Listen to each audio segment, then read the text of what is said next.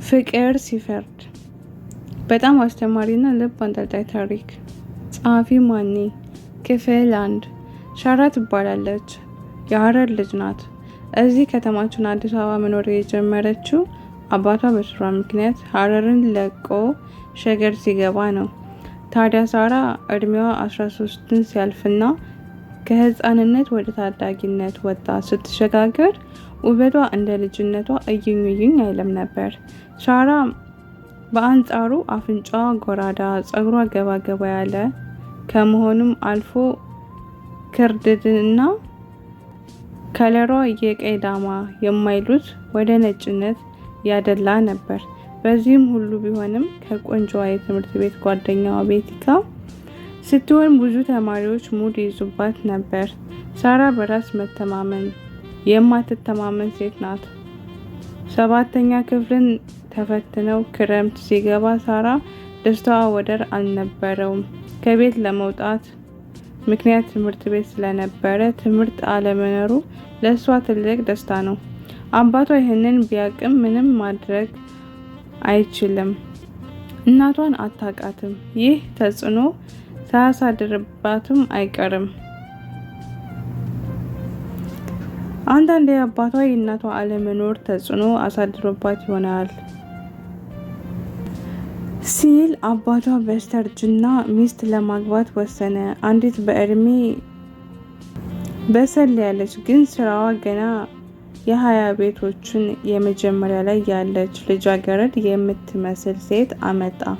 የመጀመሪያ ያየቻት ቀን ሳራ ደስ አላላትም። ቢሆንም ግን አባቷን ስለምታከብረው በይሁንታ ተቀበለቻት። ወራቶች አለፉ። የ8ኛ ክፍል ሩብ ዓመት ፈተና ደረሰ። ሳራ ሌሊት ተነስታ ለማጥናት ከመኝታ ክፍሏ ወደ ሳሎን አመራች። መብራቱን አበራች። ይህን ያየችውን ማመን አልቻለችም። አባቷ በደም ተነክሮ መሀል ወለል ላይ ተዘርሮ የእንጀራ እናቷ ማርታ አፍና አፍንጫዋ ከበር ስር ካለው አግዳሚያ ላይ ታስራለች። ሳራ መጮህ ጠፋባት። ደንግጣ ቁጭ አለች። ሌሊቱ ጋር ተደምሮ በፍርሃት እሮጠች። አባ ብላ ልትቀሰቅሰው መኮረች። ግን ያለ እናት ያሳደጋት አባት ላይመለስ እስከ ወዲያኛው አሸልቧል። ሳራ የአባቷ ጉዳይ ሌቦች እንደሆኑ ፖሊስ መርምረው ስለ አሳወቋት ውስጧ ግን አንድ ነገር ይላታል። የእንጀራ እናትሽስ ማርታ እንዴት ተረፈች? ለምንስ ይሆን ይህ ሁሉ ሲፈጸም ድምፅ አልሰማሁም? ቤት ውስጥም የጠፋ አንድም ንብረት የለም። ይህ ሁሉ ፍች አልባ እንቆቅልሽ በሳራ አይምሮ ውስጥ ይመላለሳል። የአባቷ 40 አለፈ። ትምህርቷን ቀጠለች። የእንጀራ እናቷ ማርታም እንደ እናት ሁኜ አስተምራታለሁ ስትል ቃል ገብታ ኑሮ ቀጠሉ። ሳራ ህልሟ አንድ ሆነ። ተምራ ስትጨርስ የተበዳዮች ጠበቃ መሆን፣ ህግ አጥንታ ወንጀለኞችን ፈልጋ ለህግ ማቅረብ። ይህ በእንዲህ እንዳለ አንድ ሐሙስ ቀን እሷና ቆንጆዋ ጓደኛዋ ቤቲ ወደ ቤት እያመሩ ሳለ የግቢው ቆንጆና ቀለም ተማሪ ቤትን ለመጀንጀን ወደ እነሱ ጠጋ አለ። ሰላምታ ሰጣቸው።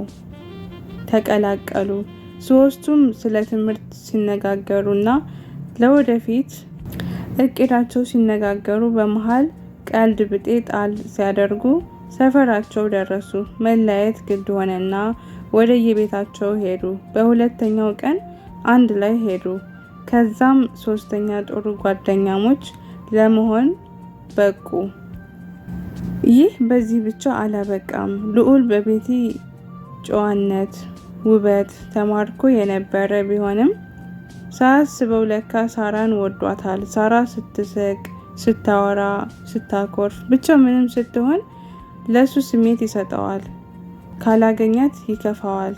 ይህ ስሜቱን ግን ሸሽጎ መዝለቅ አልቻለም። ለሳራ ፊት ለፊት ከምነግራት ብሎ ለቤቲ እንድትነግርለት ነገራት። ይህን ቤቲ በጓደኛዋ መበለጥ ውስጧን ቅናት አናወጸው። እሷ ቆንጆ ሆና በልዑል ሳትፈቀር ሳራ መፈቀሯ አበሳጫት።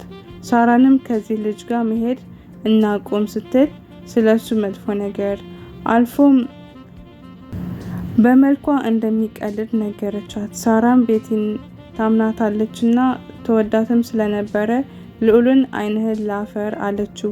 ልዑልም ቤቲ ምን ሆና ነው ብሎ ሲጠይቃት እንዴት የፍቅር ጥያቄ ይጠይቀኛም ብላ ነው ስትል አራረቀቻቸው። በትምህርት ጎበዝ የነበረ ልጅ ፈዘዘ። ሳራም ልዑልን እንደወደደችው የገባት ሲራራቁ ኑሮ መልኳን የፈጠረውንና አባቷን ያሳጣት አምላኳን እያማረረችና የማታቃትን እናቷ ፎቶ ላይ አፍጥጣ ማደር ጀመረች። አንድ ዕለት ሳራ ትምህርት ቤት ሄዳ ራሷን በጣም ሲያማት ግማሽ ቀን ላይ አስፈቅዳ ወደ ቤት አመራች። የውጭ በር በሰራተኛ ተከፈተላት። ገብታ በረንዳ ላይ ጫማዋን ስታወልቅ ቤት ውስጥ ብዙ ሰው እንዳለ ተረዳች። ይህኔ ደነገጠች። አንድ አረፍተ ነገር ጆሮዋ ውስጥ ጥልቅ አለ። እሷንም እንዳባቷ ቀብረን በነፃነት እንኖራለን። ክክክ ረጅም ሳቅ። ሳራ አሁን ሁሉም ነገር ገባት። የእንጀራ እናቷ አባቷን ማስገደሏን አረጋገጠች። በረንዳ ላይ ተቀምጣ ለረጅም ሰዓት በንዴት ትብከነከን ጀመር። ምን አይነት እድለቢስ ነኝ ግን ስትል ራሷን አማረረች። ይህኔ ሳታስበው ሳራ መች መጣሽ አለቻት ማርታ። ሳራም ለምን ይሆን ባታቅም ደንገጥ ብላ ቆመች። ነይ ሰው ላስተዋውቅሽ አለቻትና ተመልሳ ገባች። ድንጋጤዋ ልብ ያላትም አትመስልም ነበር። ሳራ ግራ በመጋባት ማን ይሆን እያለች በውስጧ ተከተለቻት። ወደ ውስጥ ገባች። ስትገባ ሁለት ሴትና አንድ ወጣት ወንድ ሶፋ ላይ ተቀምጠዋል። በየተራ ጨበጠቻቸውና ቆመች። ሳራ ማለት እሷ ናት አለች። እሷን እያስተዋወቀቻቸው ትመስላለች። እነሱም ጓደኞቼ ናቸው እሱ ደግሞ ብላ ንግግሯን ሳትጨርሰው ስልኬ ጠራ። ይሄኔ ሳራ ወደ መኝታ ክፍሏ ገባች። ጋደም አለችና የማታቃትን እናቷና ሳትጠግበው ያጣችውን አባቷ ፎቶ ላይ እያየች ማልቀስ ጀመረች። ፈጣሪ የረሳት አልፎም የማያውቃት መሰላት። በመሃል ደግሞ ልዑልን ስታስታውስ ሌላ ምን አለ ባላቀው ትላለች። እንዲህም እያለች እንቅልፍ ይዟት ተኛች። ግን ከወትሮ በተለየ ፈርታለች። በየደቂቃው ትባንናለች። ልክ እንደ አባቷ እሷንም ልትገላት ማቀዷን እርግጠኛ በመሆኗ ቀንና ማታ ትፈራለች። ቀኗን መጠበቅ ወይስ ቤቱን ጥላ መጥፋት? ሁለቱም ለሷ አደጋ ነው። ብትጠፋ መሄጃ ስለሌላት፣ ብትኖርም ሞት ስለማይቀርላት ምርጫ የላትም። ሳራ ከቀን ወደ ቀን ዝም ብላ መፍዘዝ ጀምራለች። ይባስ ብላ ማርታ ባሏ የሳራ አባት ከሞተ በአርባ ምናምን ቀኑ ሳይሞላው እንኳን በእድሜ ግማሽ የሚያንሳትን ባል አግብታ አረፈች። ባል ተብዬው ሳራን ያስጠናታል። ልክ እንደ ታላቅ ወንድም ይንከባከባት ጀመር። ሳራ ይበልጥ ግራ ገባት። ይህ በእንዲህ እንዳለ የሚኒስቴር ፈተና ደረሰ። ይህን ልዑል ለሳራ የተወጋ ልብ የሚል ልብወለድ መጽሐፍ ሰጣት። ሳራን ቤት ገብታ እስከምታነበው ጓጓች። ልክ እቤት ስትገባ የመጀመሪያ ስራዋ መጽሐፉን መግለጥ ነበር። ይህን በጥንቃቄ የተጣጠፈችው ወረቀት ከውስጥ አገኘች። ከፍታ ማንበብ ጀመረች። ቻሪቲ ትምህርት ተዘግቶ ከመለያየታችን በፊት ስላለፉት ስህተቶቻችን ይቅር እንባባል። ይገባኛል፣ እኔ አንቺን አፈቅራለሁ። ማፍቀሬ ልክ አልነበረም፣ በአንቺ እይታ ደግሞ ስህተት ነበር። የሰጠውሽ መጽሐፍ ቆንጆ የፍቅር ህይወት ያስተምርሻል የኔ ውድ። ማፍቀሬ ቢያስከፋሽም ማቆም አልችልም እና አሁንም ወደፊትም አፈቅርሻለሁ ይላል።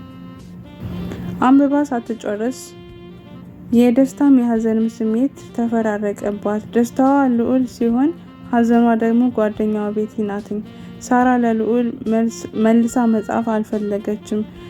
በነጋታው የፈተና ፍርሚያቸው ይለያይ ስለነበረ ሳይገናኙ ቀሩ። ከ2 ቀን በላይ ግን መታገስ አልቻለችም። ሰፈሩ ድረስ ሄዳ ከቤቱ አስጠራችው። ልዑል ልክ ሲያያትኝ ደነገጠ፣ ቆመ። ከዛ ግን አይኖቻቸው ተግባቡ። ቃል ሳይወጣቸው ልባቸው ፍቅርን ተጋራ። ከዛ ቀን ጀምሮ ሳራና ልዑል አንድ ሆኑ። ሳራ በሞት እንኳን ብላ ለልዑል ስለ አለፈው ሁሉ ህይወቷ አጫወተችው። ቀስሙ ተሰበረ። በቅርብ ከዛ ቤት መውጣት እንዳለባት አብረው ወሰኑ። ነገሮችን ማመቻቸትም ጀመሩ። ሐምሌ አለቀ። ነሐሴ ተራውን ሊረከብ ደርሷል። አንድ ክፉ ጧት ማርታ ከቤት ወጥታለች። በቤት ውስጥ ያሉት ሳራና የማርታ ባል ነበሩ። ሳራ ሰውየዋን ባታምነውም ትወደዋለች። ለዛም እሷን እንጂ እሱን አትፈራውም። ያን ቀን ግን ይህ ወጣት ሳራን ለስጋዊ ስሜት ተመኙታትም አልቀረም። በብዙ ልፋት እንቅልፍ እንዲጥላት አደረጋት።